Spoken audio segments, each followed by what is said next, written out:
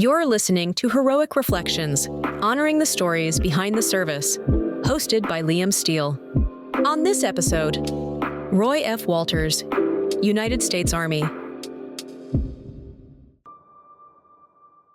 We'd love to hear kind of how you got started. I used to have physicals down in South Boston, and I was down there like everybody else, being drafted, and down the line they're picking up Marines. You're a Marine, you're a Marine. And I was a very shy young man at the time, and I didn't want any part of being a Marine. So my alternate way of doing it was join the Army, which would have been 3 years instead of 2 years, because when you enlisted, you were obligated for 3. Okay. And that's what I did. And before I joined, actually got in the Army, I was able to select a project, not education, but a Profession? I can't think of the word, but anyway, so I selected petroleum something or other, I forget what it was. Okay. And I got to admit, the Army honored that. I went to school down in New Jersey after basic training, the petroleum evaluation and all that, and how to monitor the quality of gasoline and oil. Okay. And after that, I went to some other place and ended up in Hawaii, the Navy school, doing the same thing, learning the same thing. Oh, wow. Okay. And after that, I went to Korea about 2 weeks after I can't think of the right, it was not armistice, but when the war ended. Oh, okay. And over Korea, I worked in a petroleum lab, of all places. Really? And what we did is quality control of petroleum products coming into Incheon, which is up on west side of Korea. Okay. And part of the interesting part, I thought, was we had to go on the tankers with gallon cans on a rope light. We'd run on a small boat, oscillating up and down with the hand, and then this away from the ship and back and forth, and climb up a rope ladder. Wow. With the gallon tank? Yeah, long enough rope so you pulled it up later. Okay. And then our job was to go out and open the tanks. I forget how we filled the gallon cans, but we filled the cans, brought it back to our petroleum lab, which did quality control work. Okay. And we did that about 10 times in a year, I think so. And at times it was scary. That was true. What is scary, like the getting on and off the boats or being okay? Up and down, and then one time I got stuck overnight in a Japanese tanker. Really? Somebody left me up there. And were the Japanese were allies at that point after the war? Yeah. Okay. So did you graduate high school and then you enlisted, or how did you what was your path to the enlistment? Let's see. I got out of high school in 49. Okay. Here in North Reading? No, in Medford. In Medford, okay. And I worked in Boston for a while, and then the draft came along, and in 52, I went to the Army. Yeah. Okay. So, and then I was trying to think of, in case you're going to say, what was the most exciting part? Yeah. It's small stuff compared to some veterans. So important. We're on guard duty one night. There was a petroleum storage yard with tanks, barrels, and big huge sinks. And I was on guard duty with the other man. There was a little shed where you could stand when it's cold. Yeah. And they had a little pot, little burner thing, right? Yeah. So the flame started to go out. So the other guy took a can of gasoline and poured it on right on the flame. And I was smart enough to grab the fire extinguisher, put it out, and in those days, go back to what you're supposed to be doing and stay out of trouble. Right? So you got away without being caught on that one? Yeah, got away with it. Were you were in Korea when that happened? No, no. Okay. Then another time, if you don't mind listening, he used to bring in railroad trains with empty drums that would be filled with fuel. Okay.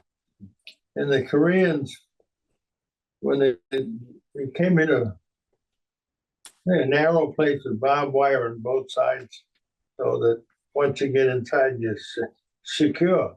Yeah. So I was on the guy doing another time, and in the middle of the night, the train comes along. And when the train stopped here, bonga, you know? Yeah. Well, the bonga sound went on and on, meaning somebody on the other side of the barbed wire is stealing the drums. Oh, jeez. And I fired my carbine, and that didn't make a difference. I'm not going to shoot anybody. Yeah. I remember throwing rocks over the fence, bouncing off the top of the train, and all of a sudden everybody ran away. So you never figured out who it was? No. Yeah. What were your first thoughts when you arrived in Korea? Say again, please. What were your first thoughts like what were your first thoughts of Korea when you arrived there? When I first got there, like I told, it was a couple of weeks after they stopped the fighting. Mm-hmm. And I got put on guard duty because that's what they were doing, the soldiers. And I was standing out there at 2 a.m. or something, wondering if they were going to run over the hill charging, right? Yeah. And I didn't know. I didn't, what do I know, Yeah. And then a couple of times I escorted a prisoner from Incheon, which is a couple of 100 miles from Busan. And they gave me a .45 weapon. And I escorted a prisoner down to the other place. And it was in a train ride with the pitch black. And I didn't know what he was doing, and vice versa. Did you have him? Was he like handcuffed or tied up, or was he just in a car? No, he wasn't handcuffed or anything. Yeah. Anyway, I'm sorry. No, that's excellent. Were you had you traveled before in your life, like before you gone to Korea, or was that your first big kind of trip outside of the area here? That was really the first trip, yeah. Yeah. Did you pull any pranks with your friends? Speak up a little, please. Yeah. Did you pull any pranks with your friends? Say that again. Did you pull any pranks with like your friends or like group members? Yeah, we had our lab had about 6 or 7 guys. Yeah. And some of them I looked up afterwards. They lived in South Dakota somewhere. Yeah. And but never kept up with them in the long run. But really good group of guys. You guys got along pretty well on the grounds and the barracks. Me, but that's all right. Oh wow. What was the context behind that? Like, were you guys just arguing, or? Wait, why was he? Was there a fight, or what happened? Were you guys messing around, or? You're gonna think I'm crazy, but Yeah. we had a logbook, and every symbol had a number. Yeah. So I was over there with nothing to do one day, so I'm writing the numbers in the logbook, like 93, 94, 95. And I got all the way down to 100 and something. I found out I skipped some of the numbers. Oh. So this other guy come up to me, stabbed me in the back of the leg over here. I never knew why. Yeah. We never figured out why. And it was bad enough they took me to the hospital ship. Oh wow. And I remember talk about being scared. It took me up a ladder like this. I'm on a stretcher, all of my dear life, of course. And put me on the floor of the hospital ship. And some doctor walked by, he said, what are you laying there for? Well, I'm bleeding, you know? And so they packed me up and I went back to work. Yeah. And when I was going to get out of the service, they offered me the, what is that? Injury one. Okay. And they said, yeah, you can have that, stay 3 more days in the Army. And then I found out later I was not really eligible for that. You know, the Purple Heart. Yeah. Oh, yeah. Yeah. I wasn't in combat or anything. Were you stationed anywhere else besides in Korea? Did you get to, were you anywhere else as part of your time? After Korea, I came back to Fort Devens. Okay. And then from Fort Devens, I went out to Watertown, New York. Our whole company went out there. We were in this gas station for the summer trainees, I guess the word is. It was a gasoline company, right? Yeah, yeah. So you had to help support all the infantry guys. Okay. Did you feel like my dad was in the reserves, and he mentioned they gave him a license one day and said, you need to go drive this truck, and it was like a 14 speed or like 12 speed manual truck, and he had never had to do that before, and they're like, well, just go figure it out. And did you have moments like that where you were just kind of thrown into it? Yeah. The day we moved from Devens to Watertown, New York, it was a what do you call it, a deuce truck. Yeah. And I drove one of the trucks up to New York. And had a Jeep in the back. And another kid with me, well, young man. He said, well, I'm riding the Jeep up in the truck. I said, no, you won't, kid. You go down under a bridge and it's ripped off, you know. And we spent about 8 or 10 hour trip or something. Yeah. Wow. What do you got? What else you want to ask? After your service, do you use the GI Bill for college? Yeah. Being in the service, I said, I was a shipper. I was working, making packages up to be mailed. I said, I don't want to go back to do that. And I picked up a book on geometry or something, tried to read it, didn't know what I was talking about. I said, I'm going to go to school after this. They have the GI Bill, which paid the school and some small monies you could use for yourself. Yeah. So I went to Northeastern, got a degree in mechanical engineering. Wow. And half the class was veterans at the time, 1955. And well, let's just say I wasn't the best student in the crowd. And I managed to make it out the back door. And if you don't mind me one more story. Please, more. This is great. More the merrier. Yeah. Northeast has a co-op program. Yeah. Where you work in industry. It used to be 3 months at a time, I think. And then 3 months back in school. Yeah. I worked at Esso designing a gas station for one time. Watertown, Arsenal, doing absolutely nothing. They didn't want you to do anything. And then what the most important part was my last trip, co-op job was at Hanscom Air Force Base. Oh, wow. And I have to tell you, I got up in the laboratory, working in the lab. Like the Lincoln Labs and stuff? No, you just said Hanscom? Air Force Cambridge Research Lab. Okay. And they said, we're going to fly these things to collect samples of the atmosphere on a high altitude balloon. That's fun. And I'm in the senior year. We're going on a field trip. I'm thinking you go to Plymouth or something. Yeah. Like what you always do. Now we're going to South Dakota, and we're going to launch these balloons. And you're going to go along with it. No way. And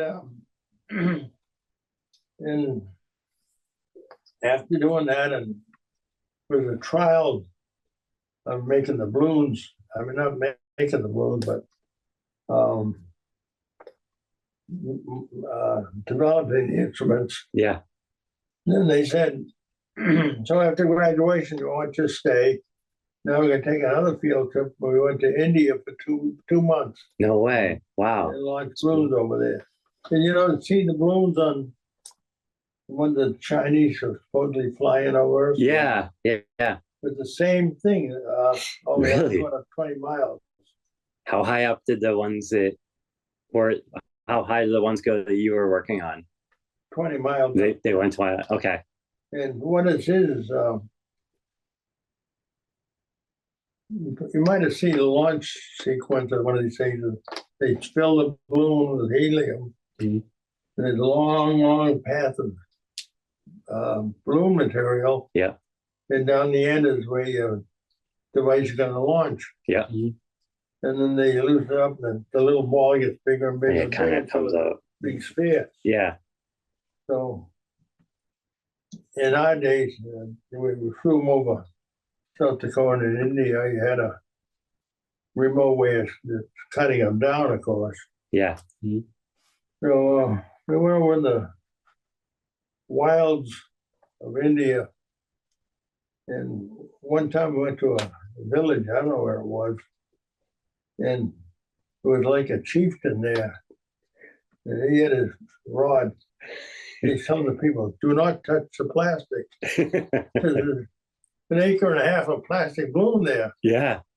And he said, I remember this today. Whatever he said, and nobody would move.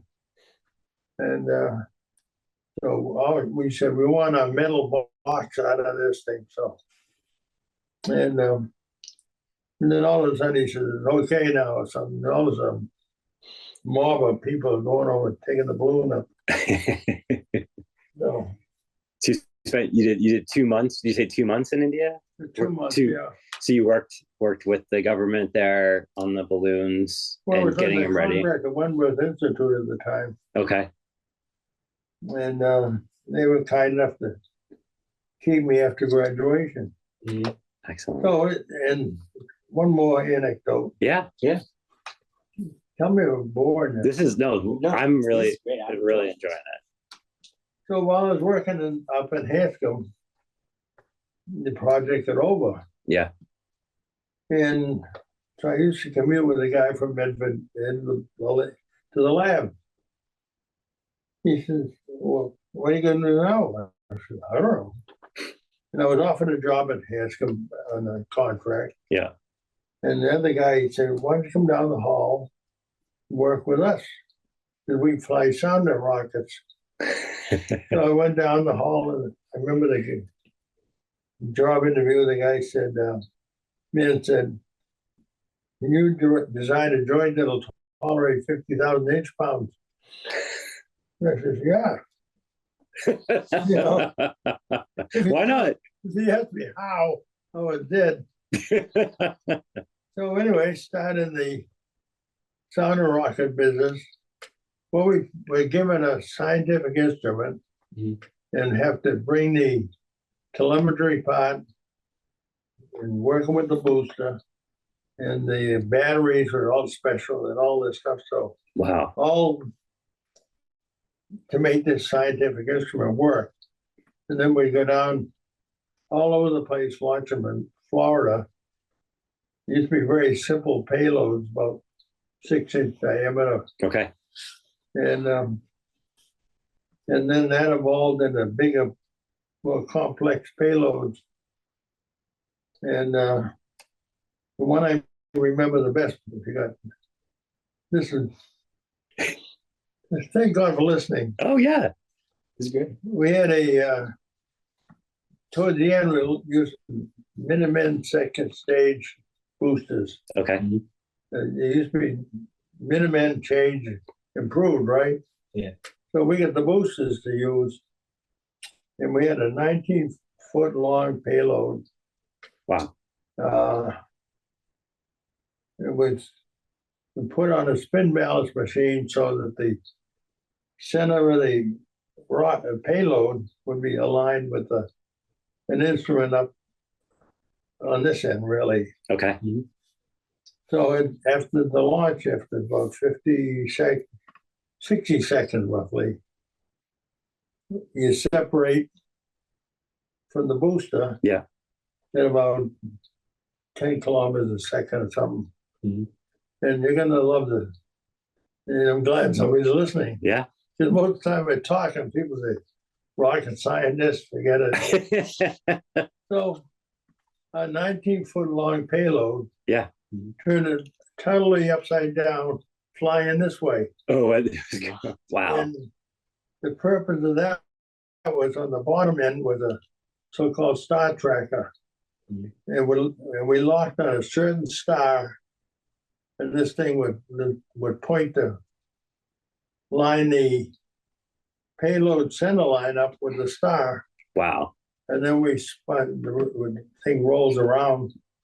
We open doors, I let a sensor out and all that stuff. And because there was infrared sensors, you couldn't, we used to eject stuff all over the place, doors and everything. Yeah. All the doors open and would close.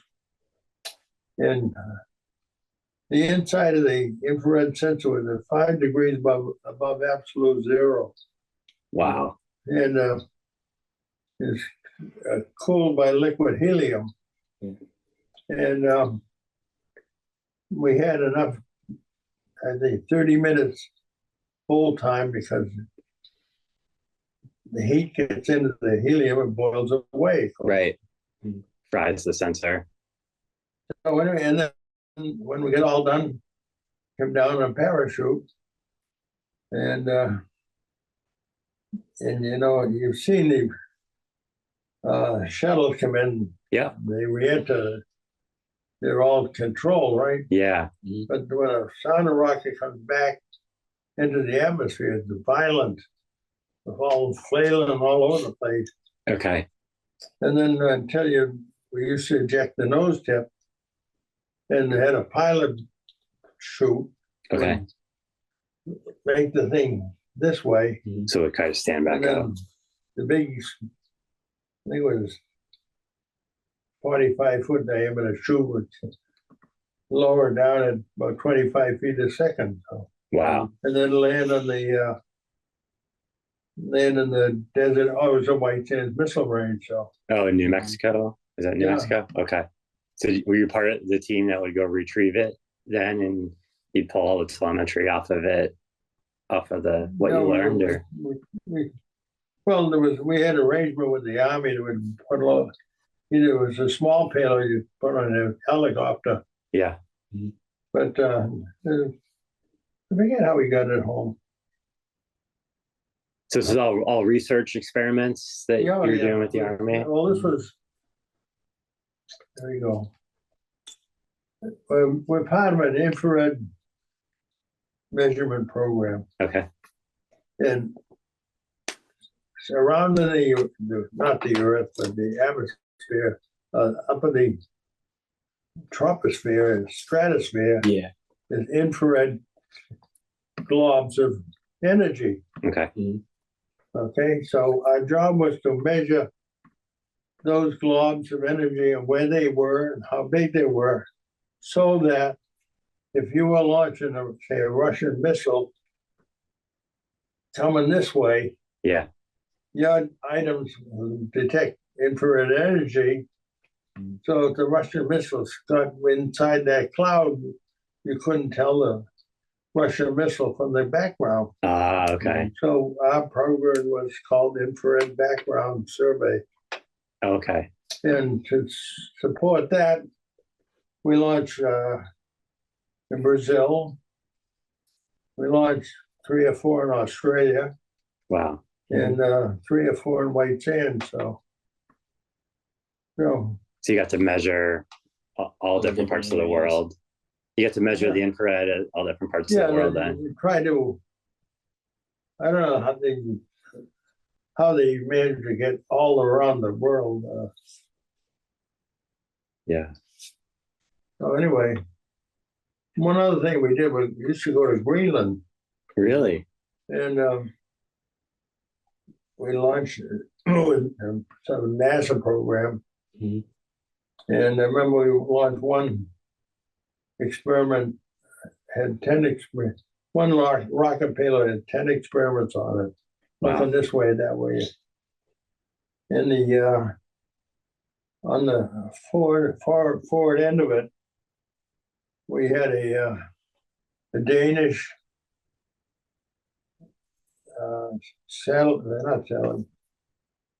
measurement system would measure the magnetic field above the Earth during a boreal, what do you call boreal?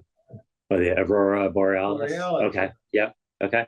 So, and this thing was so sensitive. If you had metal 10 feet away, it would detect it.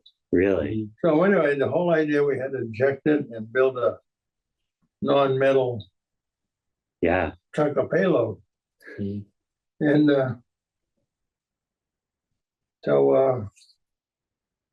now, and then that was ejected separated from the payload. Okay. Yeah, you get it up in the sky. So you had to time it with the show with the asteroids coming in, so you could get it up there. And well, see, the project had an airplane would fly over above us. Okay. Which would watch the Borealis. Yeah. And you've seen the Borealis is round, right? Yeah. But at times it short circuits across that way. Yeah. So that's all I know the word. Yeah. So our job was to launch a rocket to go through that short circuit part. Okay. Pick up the energy. Measure for high. I don't know what it was for, but and those we didn't recover. They just go right up and land in the Greenland. So okay. Yeah, it's pretty barren. Yeah. Up there. Yeah, very barren. And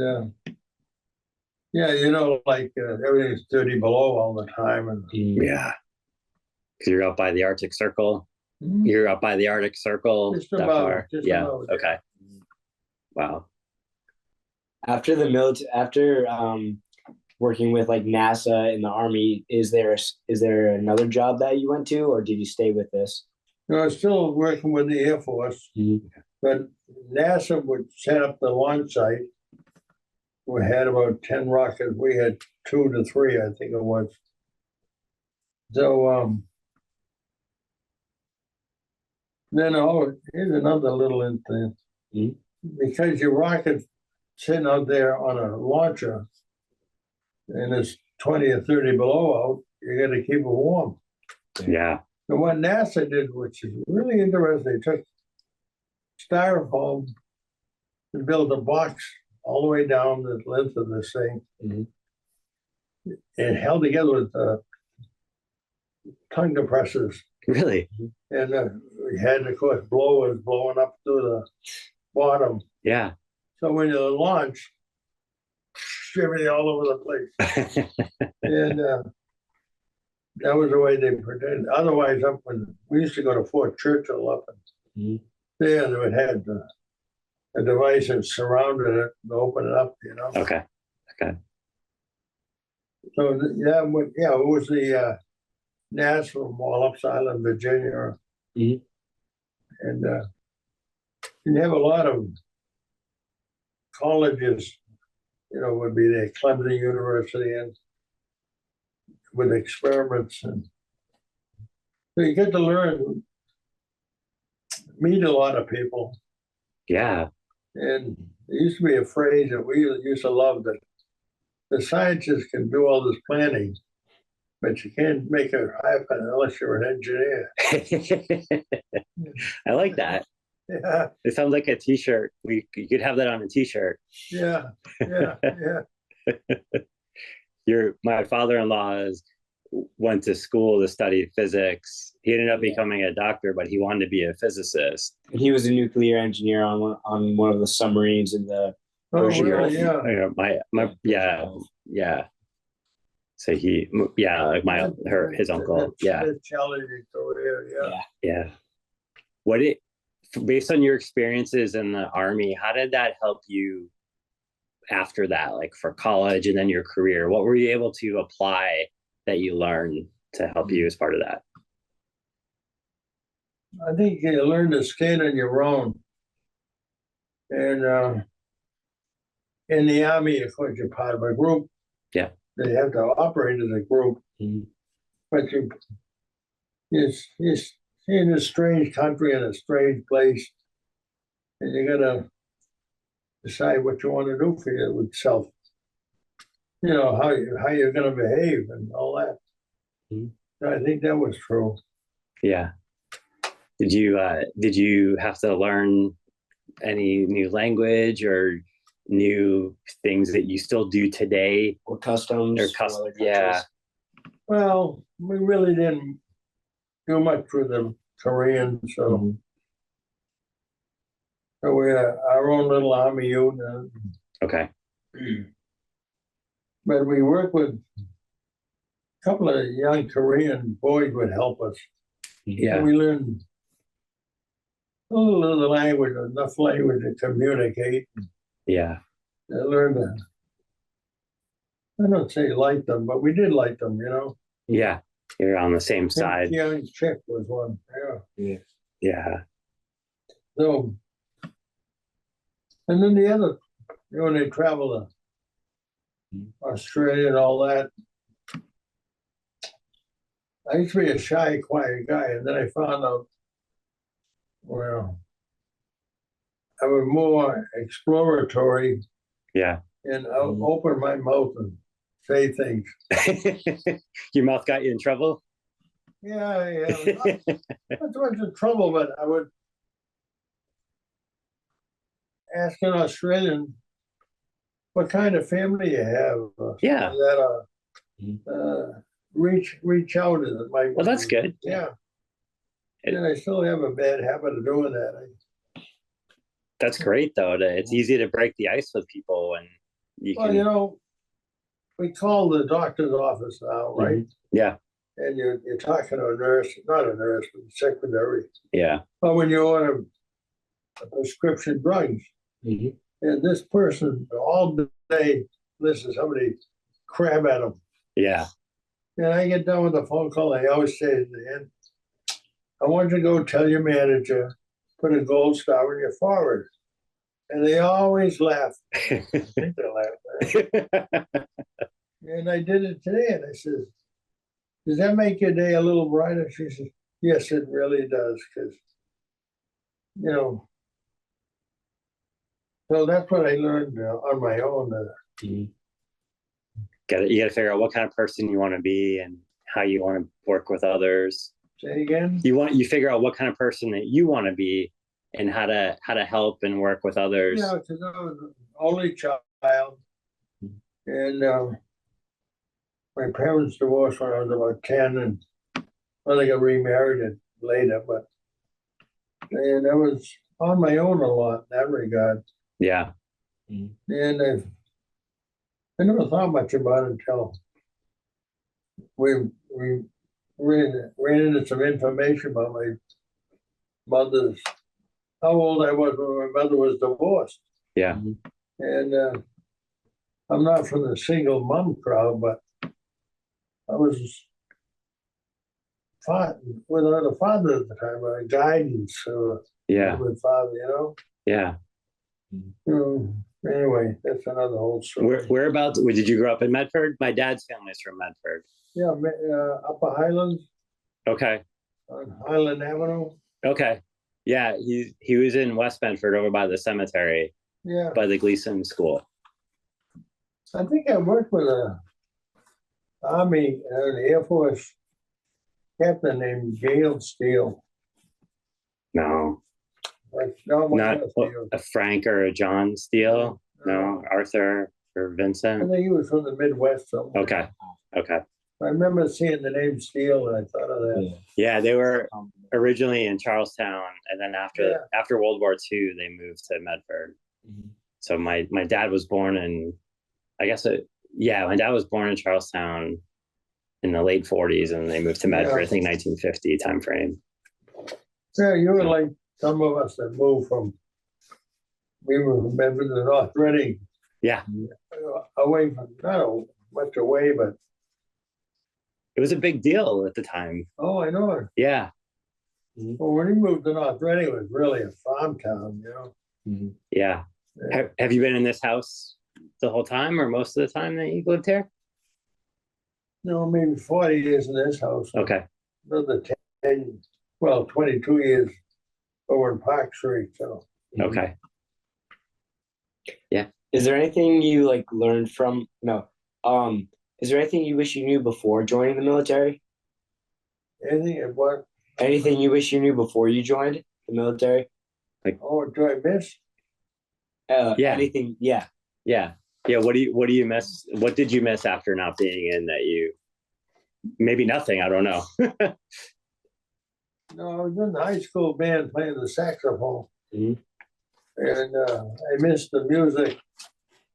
It only occurred to me a couple of years ago, I heard a friend who was in the Navy in a band. Really? I said, never in my wildest dreams said it. I was never that good either, but joining an Army band wherever I was stationed. Yeah. So I missed the music. Yeah. And I still love to listen to music. And my ambition still at 92 is to learn how to play the piccolo, Stars and Stripes. That would be amazing. You know, I didn't stand up there. Yeah. My wife thinks I'm crazy, but Yeah, why not? Right? Go for it. yeah. So I'm sorry, did you say you did join the local Army band when you were? No, I never did. Oh, you never did. Okay. Okay. Never occurred to me. So Yeah. I always remember they always got up to second alto sax. The kid next to me was beautiful compared to me.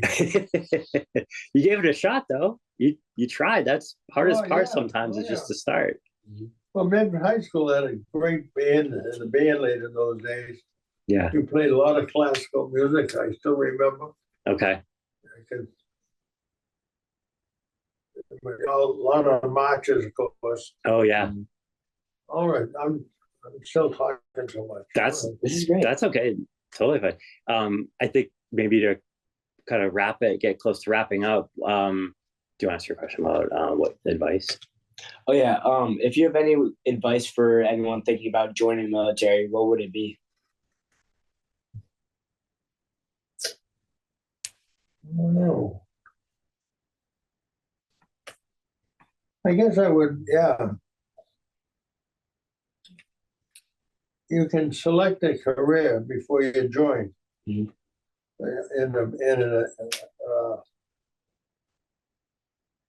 Electronics or space or airplane mechanics and all that.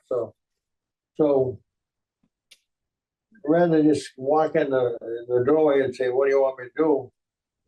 Say, "Oh, I'm assigned to this," and the military will follow that path.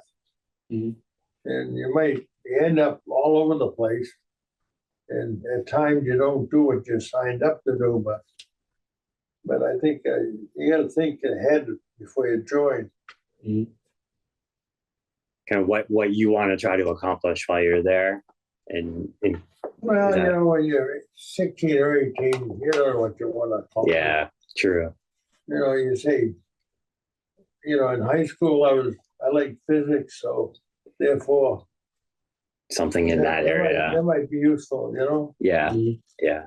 I mean, you're not going to go sign up for English literature. No, I'm staying away from that. Yeah. Before we wrap up, do you have any questions about me or my project? No, but you know Max Murphy? Yeah, he's a part of our troop right now. He's one of the leaders. And Ed Tisdale? Yep. Yeah. Doug Kenny, of course. Yeah.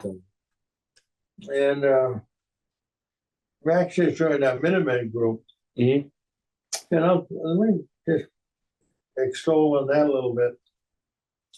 Max Murphy's quite the young man. Yeah.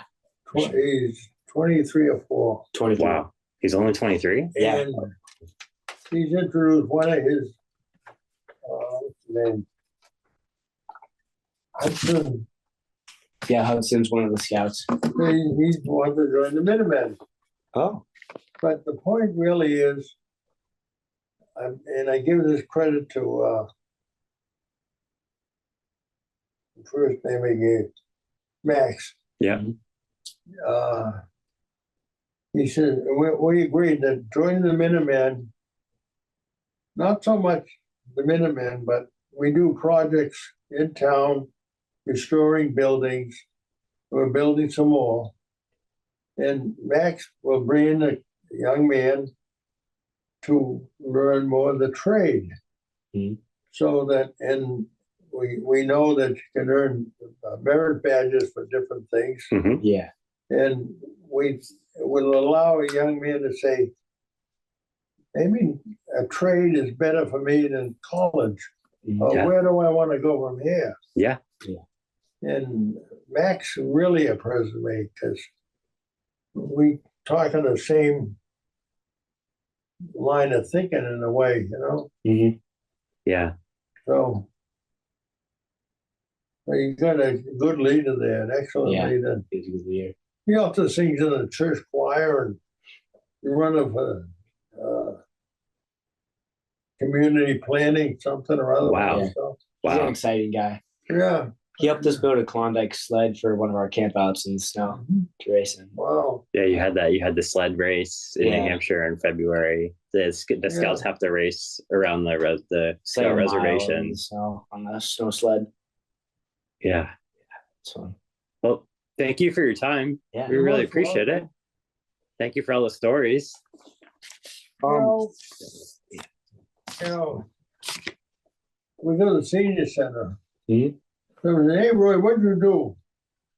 And you say word rocket and scientist in the same paragraph. And it was, oh, geez.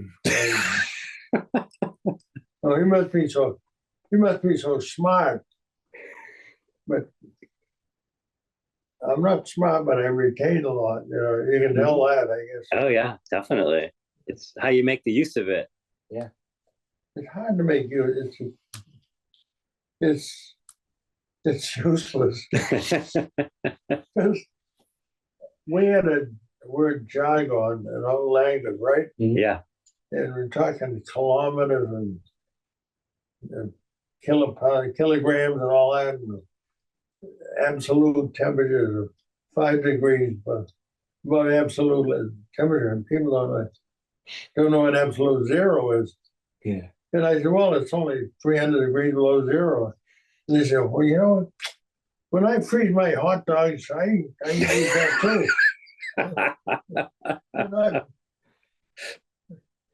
I lose my train of thought.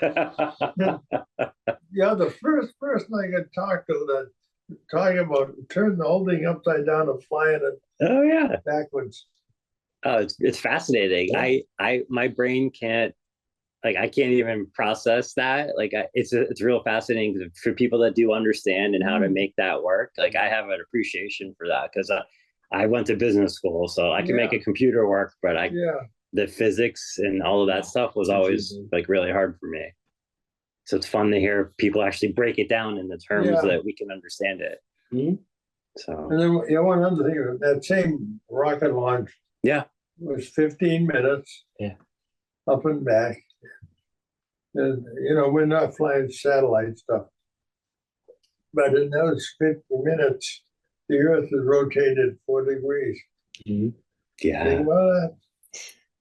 Yeah. It's like the eclipse the other day the sun and the moon were in the same orbit here. Yeah. All the way down to the United States. Mm-hmm. Right. All went together, right? From Mexico up to Not the same really orbit, but same. Mm-hmm. The moon's orbit wasn't following the sun's orbit, so. Yeah. And the eclipse varies because of the tilt of the Earth, right? In the orbit, because it's not always the same in how it happens. Mm-hmm. Yeah. All right. Well, why don't we've taken enough of your time tonight. I know. I'm glad. Let me listen. I'm glad I learned from you. Yeah. And I'll tell you one more, you got some great leaders. Yeah. They talk Sure. about going camping trips. Yeah. Oh yeah, I was in the Boy Scouts too. Oh, really? Yeah, I went up to first class. And that was it. That's when you can do all the fun stuff. Really?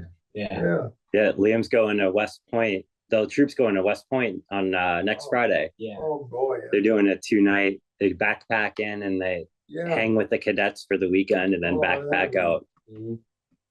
That was, we went to West Point honeymoon or somewhere. That was really impressive. The marching and the military, the way they behaved. And Yeah. The cadets do a really nice job with the weekend. so in that regard, that country's in good shape. Yeah. There'll always be a strong group there. Yeah. Well, thank you for your time Yeah. too. Yeah, thank you.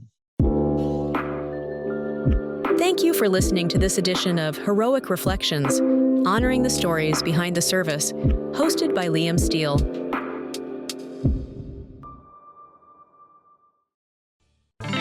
This podcast is part of the NORCAS Podcast Network. Check out more podcasts at podomatic.com/NORCAM.